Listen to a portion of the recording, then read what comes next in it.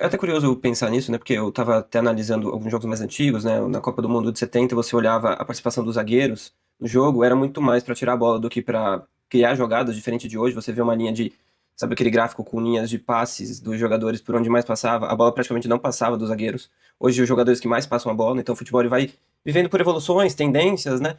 E pra você, como treinador, como é pra você analisar essas tendências, né? Porque o futebol de hoje não é o mesmo de 2018, 10, 2006, 1970. E o quanto isso é importante para você ir montando as suas equipes para você poder continuar sendo competitivo, né?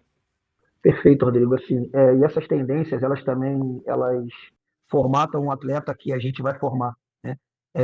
Antigamente era muito comum você ver um 10 jogando atrás do 9, então a gente formava, mas esse jogador, hoje você vê um 10 jogando no quadrado esquerdo, um outro meia jogando no quadrado direito, enfim, no quadrado no meio campo, e acaba que a base também caminha para isso. Isso é uma coisa que nós temos que ter cuidado, porque senão a gente deixa de formar um jogador interessante, né? Porque nem todo treinador vai jogar da mesma forma. É importante que o clube entenda como ele quer formar esse atleta, qual o tipo de atleta que ele quer formar.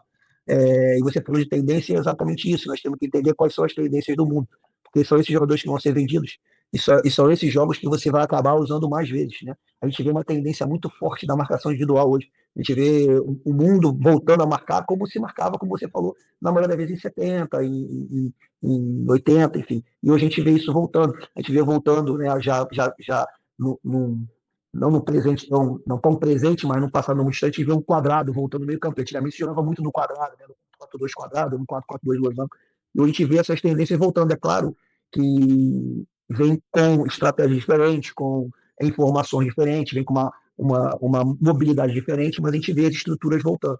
Isso vai também doutrinar a nossa formação, o tipo de atleta que a gente vai formar para o profissional. Por isso que a gente fala assim, o 10 está sumido, o 10 está sumido é aquele 10 Zico, é aquele 10 Reinaldo, né? Esse 10 ele começa muito por conta da tendência que o jogo tem hoje. Talvez a gente tenha, no futuro não muito distante, uma tendência novamente de um 10, né? Os jogadores vão ter que ter muito mais improviso a partir de uma marcação individual, porque entender o que é uma marcação individual, como é que eu saio dela, né? E aí o individual vai ter que prevalecer muito mais.